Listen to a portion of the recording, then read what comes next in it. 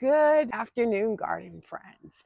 I know it's been a while since I've done a front and back garden tour, but I got to thinking about the whole premise behind doing a walkthrough. While it does provide me with a snapshot of the progress and the transformation of my garden, I thought, how can I make this where those that follow me and those that are looking to follow me are inspired? Um, I'm sure we all know, based off of our zone and the season, your garden is going to evolve and change. Now, with that being said, I'm not only wanting to share my garden transformation, but provide the whys and how I come about designing my garden and the decisions that I make with the goal of inspiring you to try out new things, like the importance of your garden style to the style of your home, knowing the benefits of layering and color combinations so that your garden can speak to you at the same time reflect your style. So if you are ready and excited to experience the beauty of nature up close, join me on these tours through the seasons where you will see the garden transform right before your eyes. For the first bud in the spring to the crisp colors of fall. Because you see, every season has a story to tell. So come along with me while I tell my story.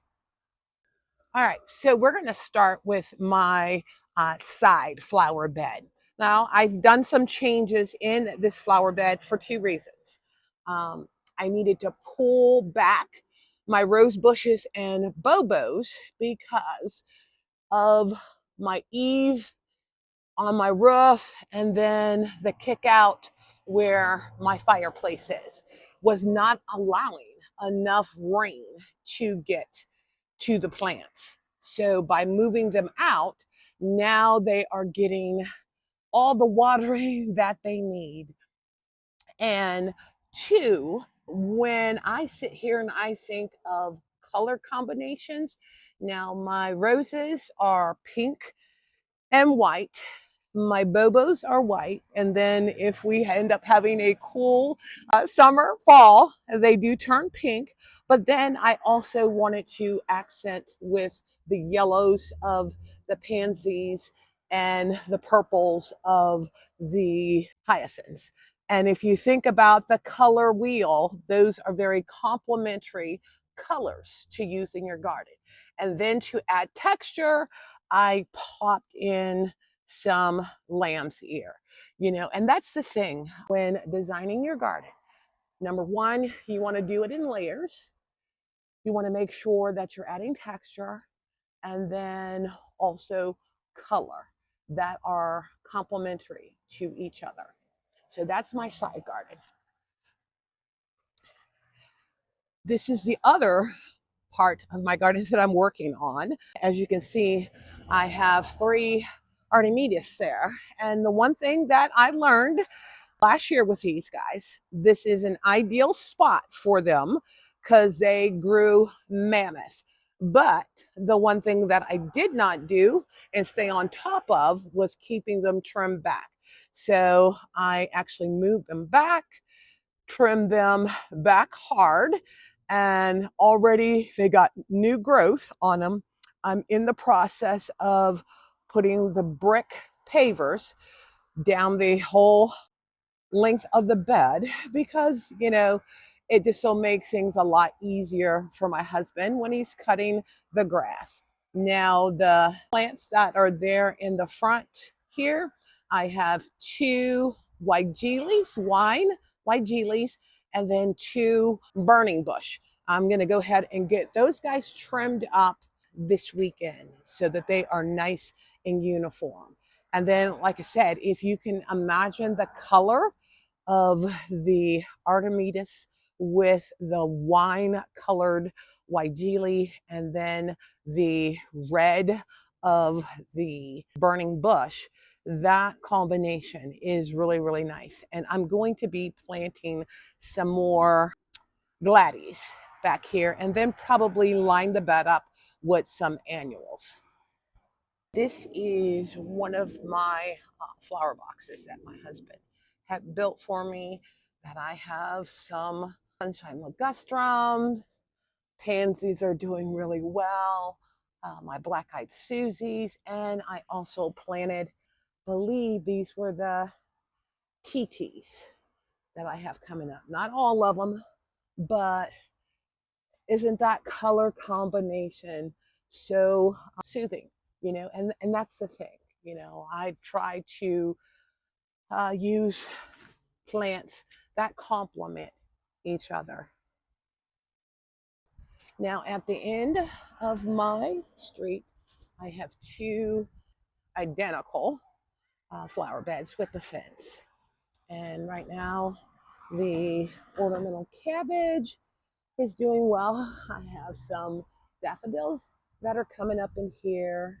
My dusty millers, I'm going to uh, trim those back because we did get a little damage from the frost. And then my petunias up here that aren't doing too well, but I ended up finding out we had here walking down our street. And oh my goodness, guys, I think I have Proven Winners bubblegum seeds that may have dropped down here that I might end up getting flowers. Oh my goodness. And you know what? That's the other thing, is to being able to find plants that will come back year after year without you having to do a lot of maintenance. And then, oh, right there is a tulip that I planted last year. I did not think they were going to come up because when I planted the daffodils, there were some in here, and I was like, oh, okay, if they come back, they come back. If not, I'm not going to worry about it. And then I got my black-eyed Susies in here. And then this is my crepe myrtle, which, like I said, this actually mimics on the other side of my garden, of my driveway. So I have pretty much the same. Like I said, the cabbage, once I clean it up, I'll probably leave it in there for a little bit. And then based off of how I have the layering, I forget what that plant is in the corner that my garden friend had given me, and she can't even remember what it is, but it gets these beautiful burgundy plumes that get maybe about 4 foot tall, 3 to 4 foot tall. So it looks really nice in that corner. And then here in this area, right now they look like sticks, but those are my asters that are really hardy, that will end up coming up. And then, like I said, you have the layering aspect of the flower bed. And then on the outside here, I have my irises, and bachelor butt is doing so well, even though we had the really bad cold weather. It just seems to stand up. And then in between, oh, you can see some are popping up. My purple hearts are coming up here that I have later in here. And it's a combination of the yellows and the purples, because these are my daylilies that are coming up. So everything, you know, in its season has its time. Some more daylilies, another batch of daylilies, and then this is another batch of my irises. And I believe these are my bearded irises that are purple and yellow.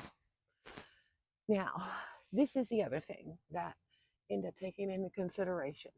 Like I said, the style of your home in regards to how you choose to lay out your garden. Now, one of the things that we used to have a tree right there in the center of where my limelight hydrangea is. And we took it out because it just didn't add the symmetry to the house like we wanted. And we got the two crepe myrtles that end up flanking, the house. This here is a new garden bed that I put in here. I haven't quite figured out whether or not it's going to end up being bigger, but we shall see. And I have a combination of, different types of daffodils, and they're coming up at different times, so that's going to be nice.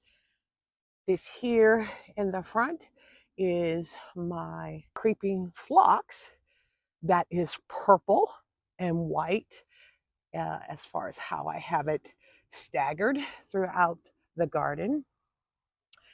That over there is my cherry yucca. And you can see that it is getting some shoots on it. I initially thought it was going to be a goner because of the frost that we had, but it's doing well. Look how beautiful those daffodils are. And these are the uh, Jocelyn daffodils that I have here. I have these are black-eyed Susies here because my goal is the taller plants to be in the background all through there. I have black-eyed Susies. I have the tall phlox, the tall woodland phlox in this bed. And then this is my blood good Japanese maple that'll get about, I think, 15, 20 foot, and I think that'll look really gorgeous with the burgundy color leaves that it gets as it is a front drop for our home. All right, so let's go on up to the flower bed that's close to the house. I have like my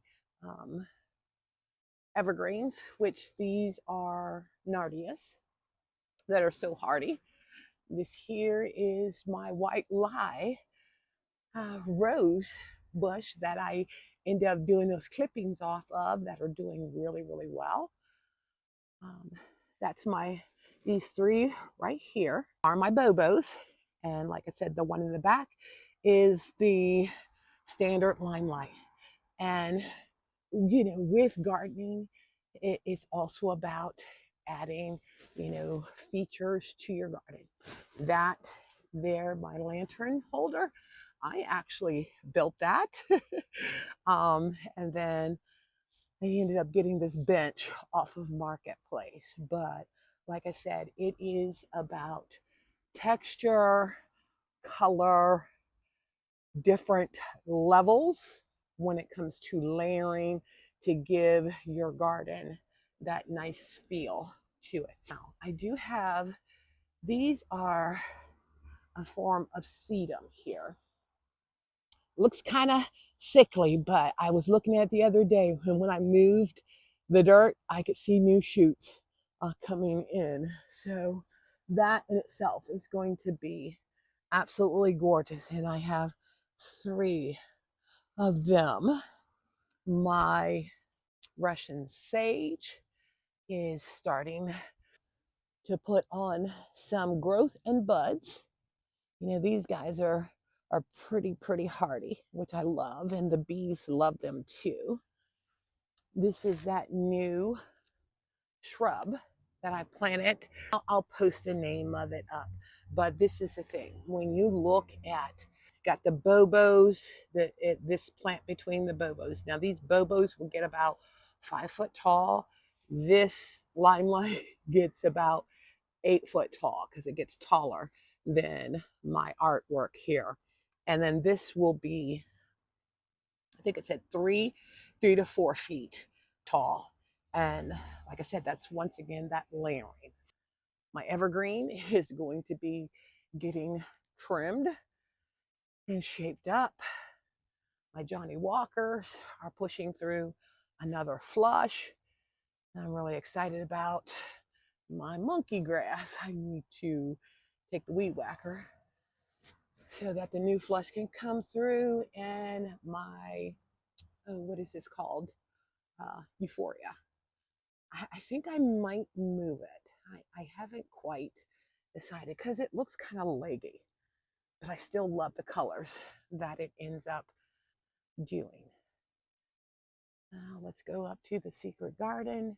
The secret garden rose bush is doing so well. This side is actually doing better than the other for how full it is. And it might be because it does get a lot more sun. But one of the things that I'm going to do, and okay, here I planted some daffodils in here that are coming up through here. But I'm also going to be planting a purple clematis in here because these roses, this is another Eden rose, and it's white.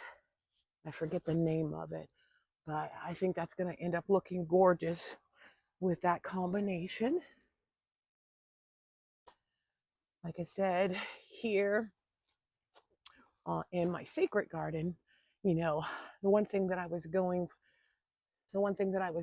for my secret garden was height. I know a lot of, by having like a lot of plants in here gives that feel to it, but you know, I think I'll end up filling in some annuals in here because up here too, I planted daffodils that are coming up. My yellow flag irises right here. Oh man, they are absolutely gorgeous. And they get these very pretty yellow, dainty flowers on them. My coreopsis, which I so love because of the coloring of them will end up looking nice. And look at that, some of my sedum. And I have different varieties of sedum that at different stages are, you know, pushing through. That here is my Veronica, which I so love those. I have the two there, and they also have, I think, a light pink, and that'll look so nicely against the yellow of the yellow flag irises. And then right back there, I have cannas, which are the salmon color. And then another bobo here. And then this is the one thing. I don't know if you noticed it up in the front of the yard. I know a lot of people go in and cut all those little spindly branches off their hydrangeas. The last couple years, one of the things that I had been doing was just cutting off the heads because I actually prefer the smaller heads on them than the big ones that end up flopping. But I'm quite sure if I cut the hydrangea back like I'm supposed to, I wouldn't have to worry about it. But I just do prefer having more of them on there and them being smaller. But yeah, oh, well, it looks like I need to trim that back. That's my hollyhocks. I got 2 hollyhocks that have pink and purple flowers next to my yellow rose bush there. My hawthorn is doing well, and I just got done cutting back my maiden grass back there. And then guys, look at my snapdragons. They are doing so well. And what I'm going to end up doing is getting them trained to go up my trellis and then pretty much run along the top of the fence. So I think that's going to be really pretty, especially as a backdrop for my white wedding hydrangeas here. And I got some more Veronicas in here. and then another rose bush and my muhly grass. I was going to switch those out, but decided not to because one of the things that we're going to be doing is um, starting a fence and taking it. Yeah, wait a minute. Let's see here. Starting a fence here.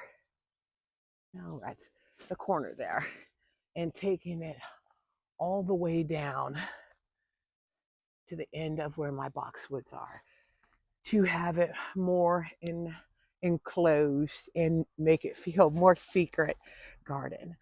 But look at this. Oh yeah, see, this is what I'm talking about. Some of my sedums are coming up.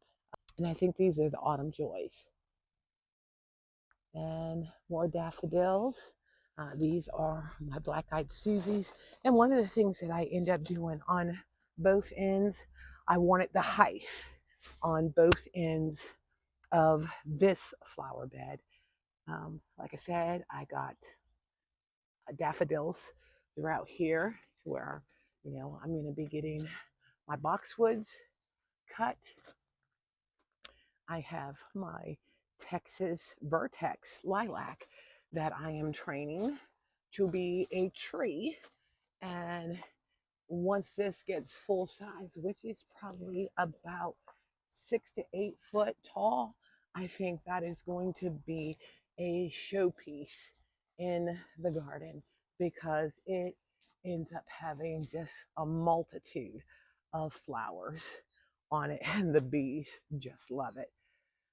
But yeah, like I said, everything is looking good. I try to focus on texture, layer, color. Now, for the side here, where my sunshine ligustrums are. Okay, so first, so you can get an idea, it's not going to be wide. It's probably going to be about 18 inches for the flower bed that's going to be back here, so that my cosmos, my dahlias, what else am I putting in here? My scabioses is going to be behind here because last year it was in the front bed and they did so well. It looked like a jungle back here, but I want that nice uniform look. But the other thing that we're going to be doing is we're going to be taking this bed and taking it all the way down to where my last sunshine ligustrum is. And two reasons. Even though, especially those last two, they're in really good soil, but they're not doing well. So I'm thinking, and then we got this clay soil that I think just sucks the life out of plants. But by putting them in the raised beds and putting some more new soil in it, I think it'll help these guys flourish. And then the other part is my husband hates to have to weed whack around these guys. But yeah, this muhly grass is pink. So those are some of the things that I'm going to be doing for the garden. Well, I hope you enjoyed seeing what I've done to my front garden and what I'm going to be doing with my front garden. And you found the tips when it comes to the style of your home, tying it to how you style your garden, the layering, the textures, and also the color that ends up speaking to you. Well, I hope you enjoyed this walk through the season of a garden unveiled. And I look forward to you checking out my next video. Have a great day.